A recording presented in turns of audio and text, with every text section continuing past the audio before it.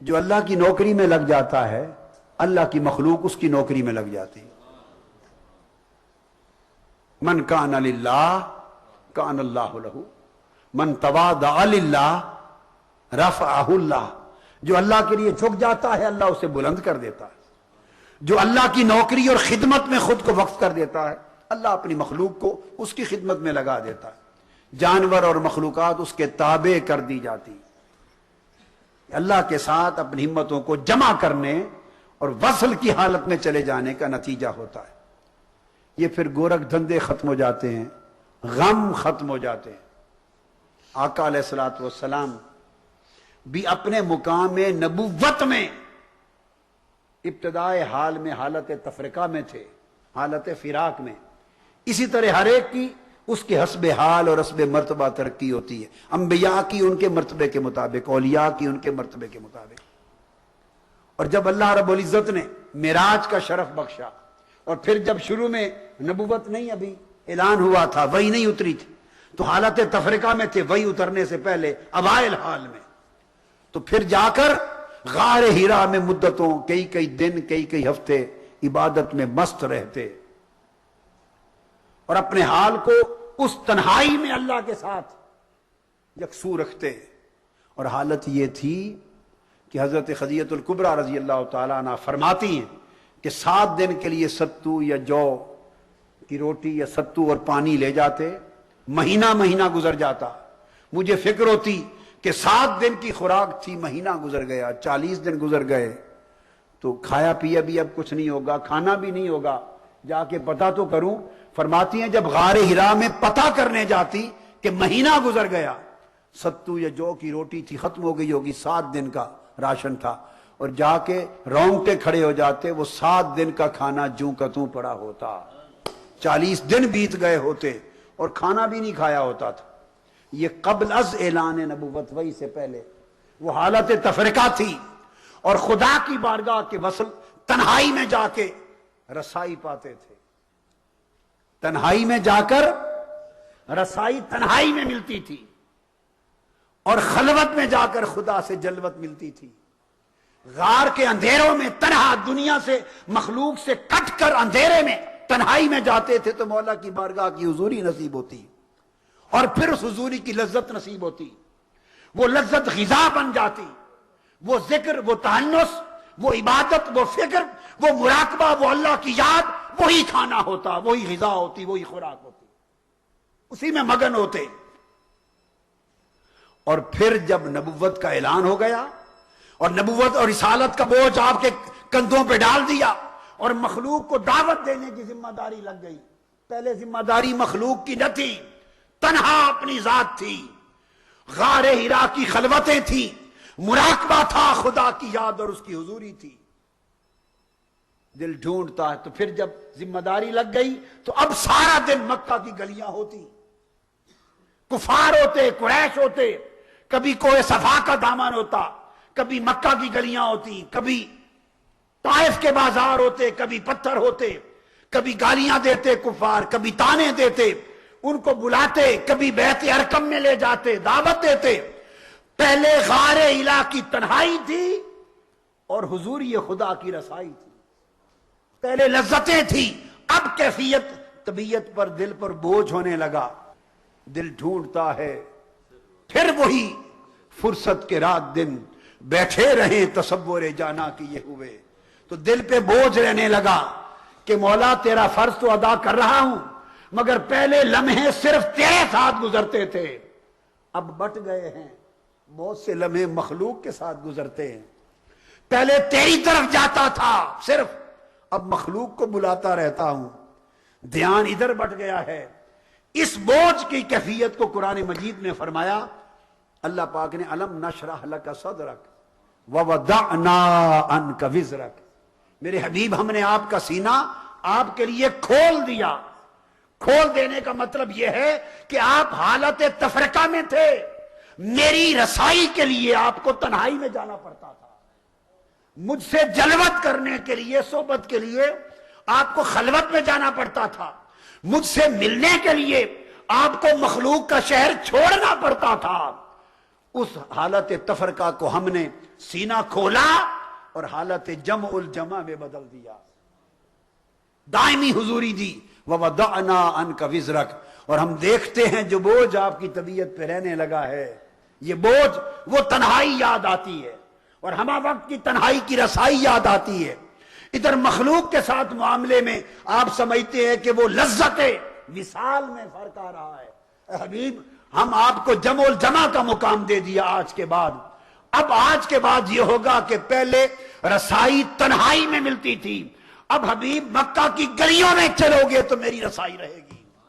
پہلے میری ملاقات کے لیے غار میں جانا پڑتا تھا، اب مخلوق کے جلسے میں رہو گے مجھ سے ملاقات رہے گی، لوگوں کی جلوت میں رہو گے من میری خلوت میں ہوگا، جسم آپ کا قریش مکہ کے گھیرے میں ہوگا، قلب، دل اور روح اور سر میری بارگاہ میں او ادنا کے مقام پر ہوگا۔ اب میری رسائی کے لیے تنہائی کی ضرورت نہیں، اس جلوت میں بھی خلوت ہے، اس ہجوم میں بھی قرب ہے، اس مخلوق خدا کی کاروائی میں بھی میری رسائی ہے اور میری ملاقات ہے۔ تو جب مقام یہ مل جائے تو پھر تنہائیوں کی محتاجی نہیں رہتی، پھر مخلوق سے کٹ کر تنہا اکیلے بیٹھ کر یاد کرنے کی حاجت نہیں رہتی، پھر جسم اور روح کے معاملے جدا ہو جاتے ہیں، جسم فرش پہ پھرتا رہتا ہے، روح عرش پہ رہتی ہے، گفتگو زبان کی مخلوق میں رہتی ہے، رجال لا تلہیہم تجارت ولا بیع عن ذکر اللہ، قلب عرش الہی بنا رہتا ہے، تو طبیعت اور اندر من اور باطن اللہ کے وصل میں رہتا ہے۔ جب یہ کیفیت اور مقام ہو جائے تو پھر تفرقہ اور جمع کا فرق یوں ہوتا ہے کہ وہ مارا تھا حضرت داؤد نے جالوت کو، حضرت داؤد نے جالوت کو مارا تھا، تو قرآن نے کہا قاتل داؤد و جالوت، داؤد نے جالوت کو مارا۔ حضرت داؤد علیہ السلام نے کیا؟ حضرت داؤد علیہ السلام نے جالوت کو مارا، حضرت داؤد نے مارا تو اللہ نے کہا داؤد نے مارا، اور حضور نے کفار کو کنکریاں ماری تھی، کفار کو وہی عمل کیا تھا۔ ادھر فرمایا وما رمیت اذ رمیت ولکن اللہ رما، حبیب جو کنکریاں تو نے ماری، تو نے نہیں ماری، میں نے ماری۔ جب مقام مرتبہ ولایت ہو یا مرتبہ نبوت ہو، جب تفرقہ سے نکل کر جمع اور جمع سے جمع الجمع پر جاتا ہے، تو پھر اس زمین اور فرش پر بھی ہمہ وقت کعبہ کو حسین رہتا ہے۔ ہر وقت یہ کیفیت رہتی ہے کہ تو نے نہیں ماری، میں نہیں ماری، پھر اس کا عمل اللہ کا عمل ہو جاتا ہے، اس سے بات چیت اللہ سے بات ہوتی ہے، اس سے محبت اللہ سے محبت ہوتی ہے۔ اس لیے کہ جب کوئی بندہ اس کے عشق میں، اس کی محبت میں، اس کے تعلق میں فنا ہو جاتا ہے تو اس کو تکنا اللہ کو تکنا بن جاتا ہے، اس کو دیکھنے سے اللہ یاد آ جاتا ہے، اس کو دیکھنے سے، اس کی مجلس میں بیٹھنے سے اللہ کی یاد آتی ہے، چونکہ وہ وصل اور جمع کا مقام اتنی گہرائی میں تعلق پیدا کر دیتا ہے کہ اس کے آثار اس کے اندر منتقل ہوتے ہیں۔ اس لیے آقا علیہ السلام نے فرمایا اچھوں کی مجلس میں بیٹھا کرو، آقا نے فرمایا اچھوں کی مجلس میں بیٹھا کرو، حدیث پاک ہے۔ صحابہ کرام نے پوچھا یا رسول اللہ ایو جلسائنا خیر، آقا نے فرمایا حل انبئکم بخیارکم، اچھوں میں بیٹھا کرو، ان کی مجلس اور ان کی صحبت اور ان کی سنگت میں۔ انہوں نے پوچھا یا رسول اللہ اچھے کون ہیں؟ فرمایا بتا دوں تمہیں کہ اچھے لوگ کون ہیں؟ عرض کیا یا رسول اللہ بتا دیں۔ فرمایا خیارکم الذین اذا رؤوا ذکر اللہ، اچھے لوگ وہ ہیں انہیں دیکھو تو اللہ یاد آ جائے۔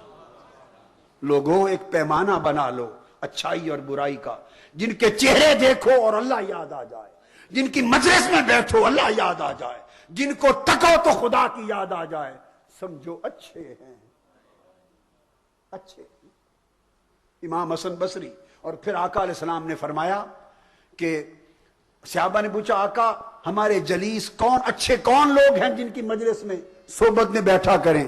فرمایا اچھے جلساء، اچھے جلیس وہ ہیں، فرمایا کہ وہ اچھے جلیس وہ ہیں کہ ذکرکم اللہ رؤیتہ، ذکرکم اللہ رؤیتہ، वज़ाद फी इल्मिकुम मंतिकुहु वज़क्करकुमुल आखिरा अमलुहु। फरमाया अच्छे लोग ये हैं कि उनको देखो तो उनकी रोयत अल्लाह याद करा दे, उनको देखो तो अल्लाह की याद आ जाए। क्या? उनको देखो तो अल्लाह की याद आ जाए, और अगर उनकी बात सुनो तो इल्म सही में इजाफा हो जाए। उन्हें देखो तो अल्लाह याद आए, उन्हें सुनो तो इल्म में इजाफा हो, और इल्म हिदायत में, इल्म सही में इजाफा हो, और उनके अमल को देखो तो आखिरत की याद आ जाए। अमल को देखो तो आखिरत की याद आ जाए। फरमाया ऐसे लोग अच्छे जुलसा हैं, उनकी मजलिसों में बैठा करो।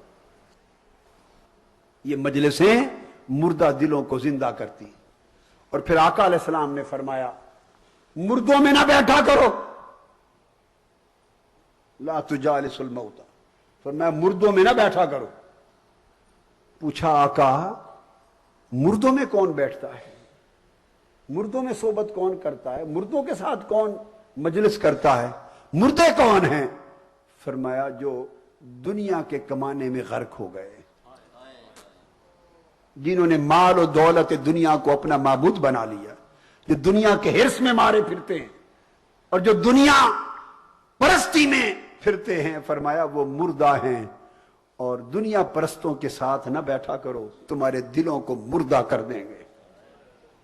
दुनिया परस्तों के साथ न बैठा करो, तुम्हारे दिलों को मुर्दा कर लेंगे, दिलों का नूर छीन लेंगे, आखिरत का ध्यान खत्म कर देंगे, और दिल से यकीन की दौलत खत्म कर लेंगे, ईमान की बरकत खत्म हो जाएगी।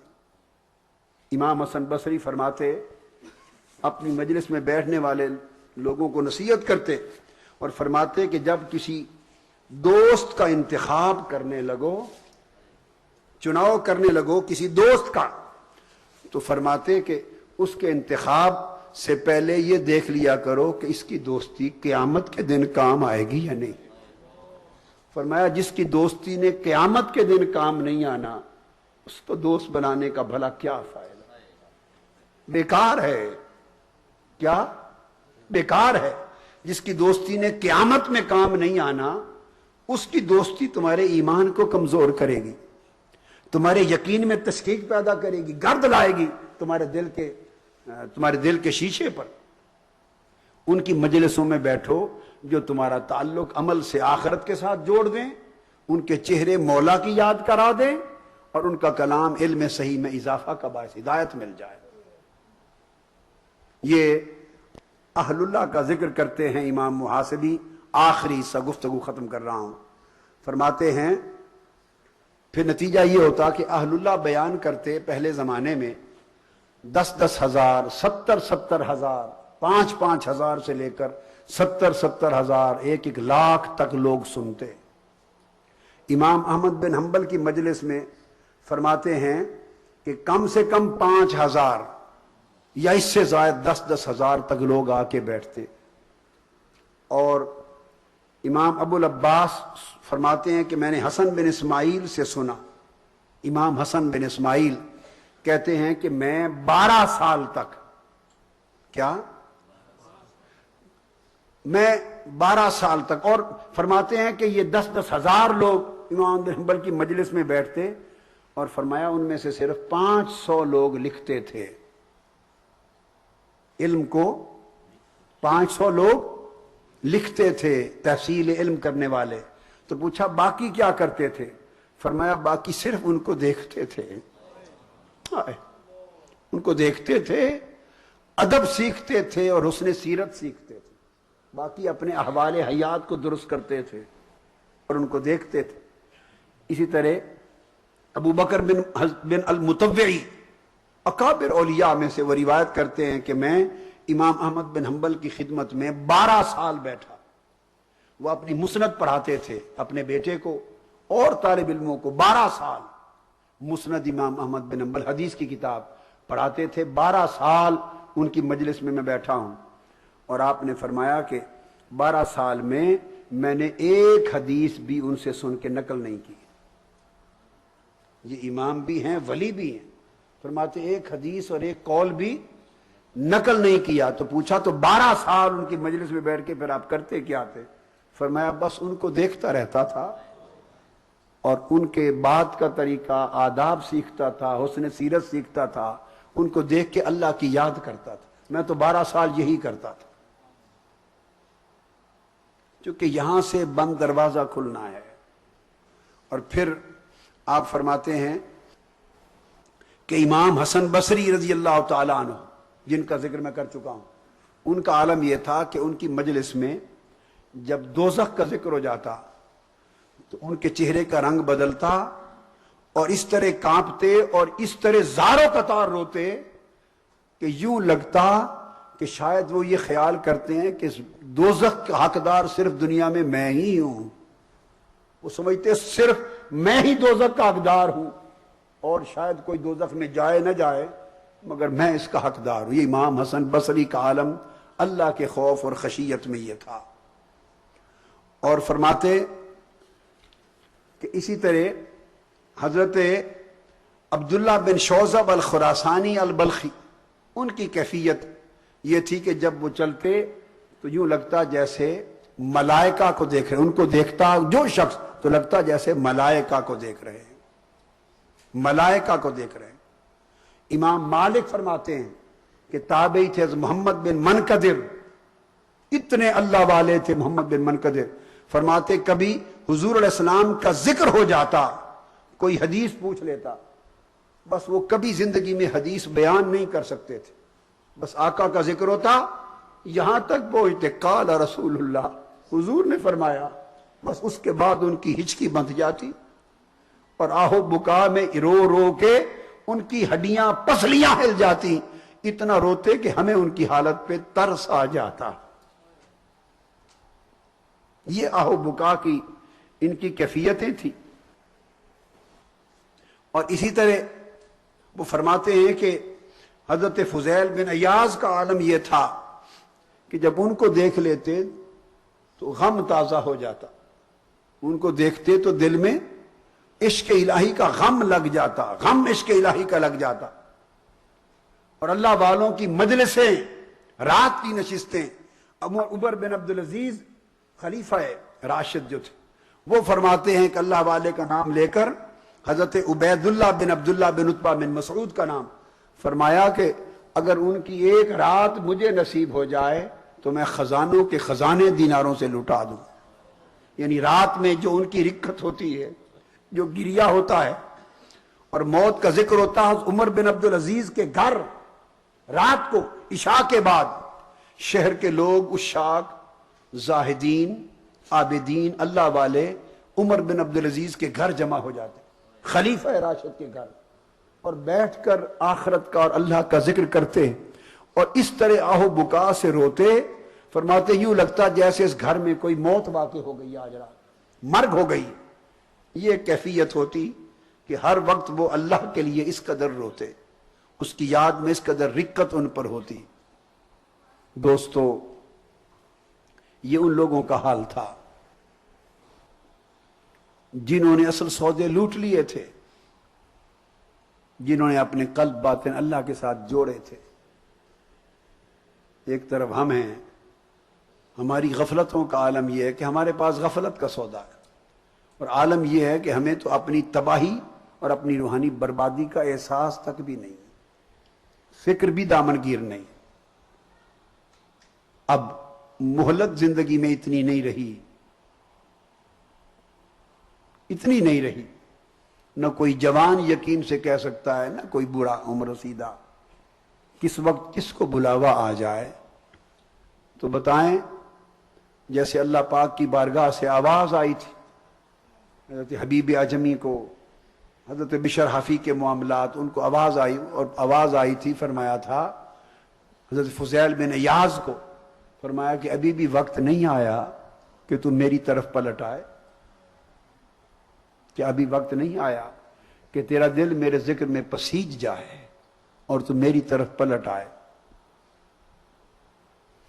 بتائیے، ہم اتنا دور نکل گئے ہیں کہ اپنی آخرت کو، اپنی موت کو، اللہ کی بارگاہ کی حضوری کو، سب کچھ بھول گئے۔ تو بولیے کیا زندگی میں ابھی بھی وقت نہیں آیا کہ ہم اللہ کے ساتھ اپنی لو لگا لیں؟ اور میں نے بات یہاں سے شروع کی تھی کہ خود کو دنیا سے نکلنے کی بات نہیں کر رہا، آپ نہیں نکل رہے دنیا سے، بس اتنی بات کی ہے کہ دل کو دنیا سے نکال لیں، یہاں سے سفر کا آغاز ہو جائے گا۔ جب دل سے دنیا نکل جائے گی، دل سے دنیا، دو محبتیں یاد رکھ لیں اکٹھی نہیں رہتی، دنیا کی محبت اور اللہ کی محبت۔ ہم نے اللہ کی محبت کو دل کے دیش سے نکال رکھا ہے، دنیا کی محبت نکلے تو اللہ کی پاک محبت اس دل کے کوٹھے میں داخل ہو۔ دنیا کی محبت کو دل سے نکال لیں تاکہ اللہ کی محبت داخل ہو اور حقیقت ایمان کا سفر شروع ہو سکے۔ امام جعفر صادق رضی اللہ تعالیٰ عنہ، آپ اپنے حلقہ مریدین کو، متوسلین کو، معتقدین کو مجلس میں بیٹھے اور ان سے فرماتے آؤ سارے مل کے عہد کریں، آؤ سارے مل کر میرے ساتھ وعدہ کرو کہ اگر تم میں سے کوئی بھی بخشا گیا تو سفارش کر کے مجھے دوزخ سے بچا لے گا۔ لوگ رو پڑے، عرض کیا امام عالی مقام جن کا خمیر نبوت کے فیض سے بنا ہے، اگر آپ کا عالم یہ ہے تو ہماری کیفیت کیا ہوگی؟ فرمایا قیامت کے دن اگر حسب عمل اور حال اس قابل نہ ہوا تو نسب کام نہیں آئے گا۔ یعنی یہ اللہ کی بارگاہ میں ان کے تقوی کا عالم تھا۔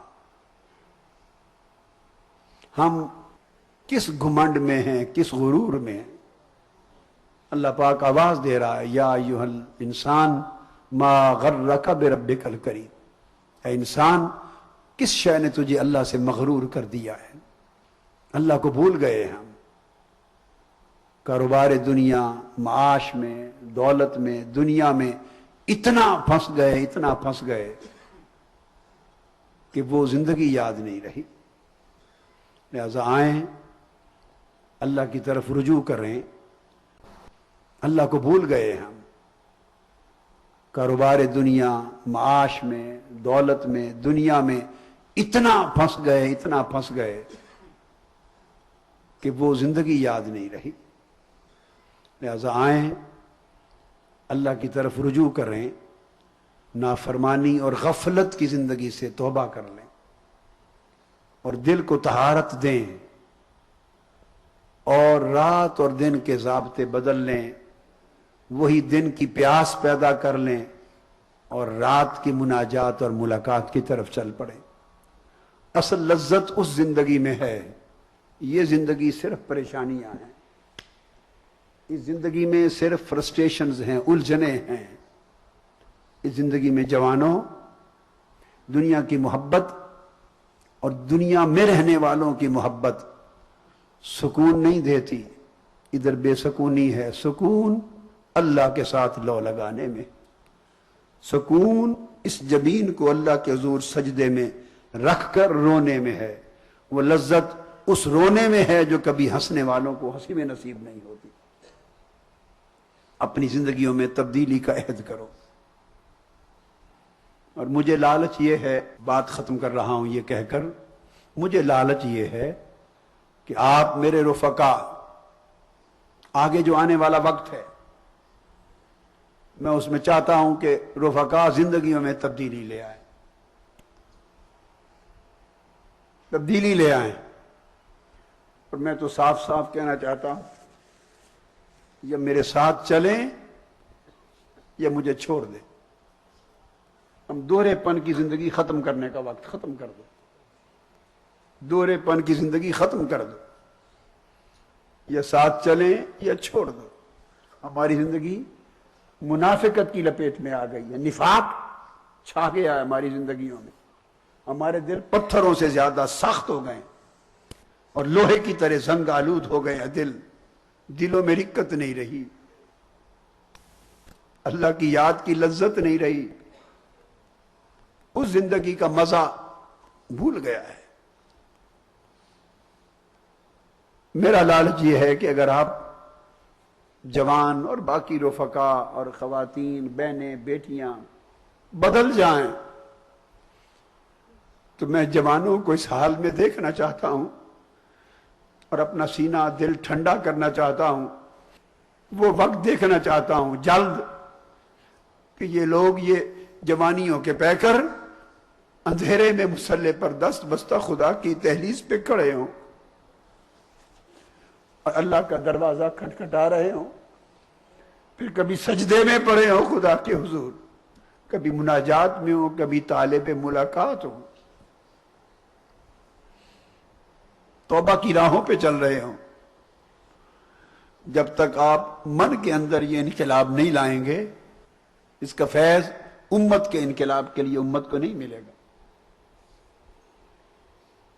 اس وقت ایمان کو بچانا اور ایمان کے جھنڈے کو بلند کرنا وہ وہی کر سکتے ہیں جو حقیقت ایمان کو پائیں گے. کمزور ایمان کے ساتھ آپ جنگ نہیں لڑ سکتے. مجھے بتائیں کہ کیا ارادہ بنتا ہے کہ آپ زندگیوں کا رخ بدل لیں اور سجدوں کی لذت کی طرف آ جائیں، رات کی لذتوں کی طرف آ جائیں، نماز چھوڑنے کا کبھی خیال نہ کریں، غفلت نکال دیں زندگی سے. عہد کرتے ہیں اپنے دل میں، میں ہاتھ کھڑے نہیں کرواتا، دل میں عہد کرنے کے لیے کہہ رہا ہوں تاکہ اندر ایک فیصلہ ہو جائے، اندر فیصلہ ہو جائے. تقوی پیدا کریں زندگی میں، طہارت پیدا کریں، اللہ کی طاعت اور عبادت کے نور کی طرف آئیں، اندھیروں سے نکلیں. دنیا کی زندگی میں بھی برکت ہو جائے گی، برکت ہو جائے گی. اور میرا لالچ یہ ہے کہ اگر آپ سنور گئے تو آپ کی بخشش آخرت میں اور اللہ کا فضل و کرم آپ کا مقدر ہوگا. اور حضور داتا گنج بخش نے فرمایا کہ میں نے زندگی میں سب سے مشکل چیز ایک دیکھی، سب سے مشکل چیز، یہ داتا صاحب فرماتے ہیں کشف المعجوب میں، اور وہ اس سے بڑی مشکل چیز دنیا میں نہیں دیکھی، اور وہ اپنے علم پر عمل کرنا، اپنے علم پر عمل کرنا. اس لیے اہل اللہ کہتے تھے کہ علم نمک جتنا رکھو، عمل آٹے جتنا کرو. مجھے ڈر رہتا ہے، وہ تو علم جتنا عمل کرنے سے گھبراہٹ کا اعتراف کرتے تھے، عجز کا، اور میری زندگی میں تو عمل ہی کوئی نہیں ہے. ایک اس عمل کے سوا صدا دے رہا ہوں آپ کو سنورنے کے لیے کہہ رہا ہوں. لالچ اس میں یہ ہے کہ آپ سنور جائیں گے تو قیامت کے دن اللہ کے وعدے آپ کو نصیب ہوں گے، بخشش اور مغفرت کے، اللہ کی رحمت کے وعدے نصیب ہوں گے.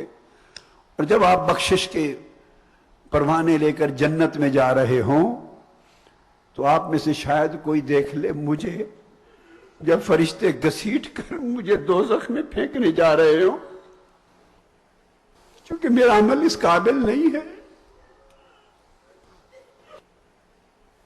نہ میرا ظاہر اس قابل ہے، میں اپنے مولا کو راضی نہیں کر سکا ہوں. میں تو سوچتا ہوں کہ پیدا ہونے کا بھی حق ادا نہیں ہو سکتا. اللہ کا حق ادا کرنا بڑا مشکل. جب دوزخ میں گھسیٹ کے لے جا رہے ہو فرشتے تو شاید آپ میں سے کوئی دیکھ لے اور دیکھ کے وہیں کھڑا ہو جائے اور سفارش کر دے اللہ کی بارگاہ میں، عرض کرے باری تعالیٰ ٹھیک ہے یہ برا صحیح، اس کے اعمال دوزخ کے قابل صحیح، مگر ہم اس کے کہنے پر سنورے تھے، اس کی بات پسند آئی تھی، سنور گئے تھے، چلو اس کے اپنے عمل نہیں تو ہمارے صدقے ہماری خاطر بخش دے، شاید آپ کے ذریعے میری بخشش کا ساما ہو جائے، شاید آپ کے ذریعے میری بخشش کا ساما ہو جائے. بات ختم کر دی ہے میں نے. تھوڑی دیر آنکھیں جھکا کر اپنی گریہ اور رونے کی کیفیت میں حالت مراقبہ میں بیٹھیں، کچھ گزری ہوئی غفلت کی زندگی کو یاد کریں، کچھ مولا کی طرف جانے کا، اس کی طرف سفر شروع کرنے کا عزم کریں، اور اپنے آنسوؤں کے ساتھ، آنسوؤں کے پانی کے ساتھ اور توبہ کے پانی کے ساتھ دل اور روح کو دھو لیں. وما علینا الا البلاغ.